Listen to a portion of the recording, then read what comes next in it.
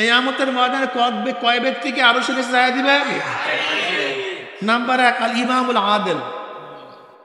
আল ইমামুল আদিল, ন্যায়পরায়ণ, বরং ন্যায়পরায়ণ বাদশা না বলিয়া নেতা বলেন, তাহলে মানার ব্যাপকতা চলে আসবে।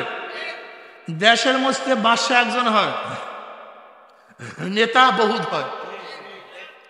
নেতা কাকে বলা হয়? যে নেতৃত্ব দেয়। যে নেতৃত্বটা তাকে কি বলা হয়? নাকি ভুল বললাম? নেতা কি জিনিস? হ্যাঁ, যে নেতৃত্ব প্রদান করে তাকে কি বলা হয়?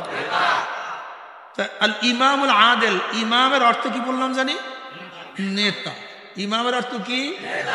তা অর্থটা কি দাঁড়াবে? ন্যায় পরায়ণ, ইনসাফগার নেতা। আর নেতা কাকে বলা হয়? বয়ান বুঝতে রাখ, যে স্ত্রীর উপর কে নেতৃত্ব দেয়? ছাত্রের উপর কে নেতৃত্ব দেয়? ছোট ভাইয়ের উপরে কে নেতৃত্ব দেয়? দেখছেন নেতা বাইরে কর্মচারীর উপরে কে নেতৃত্ব দেয়? তার মানে যদি স্বামী স্ত্রীর উপরে জুলুম না করে,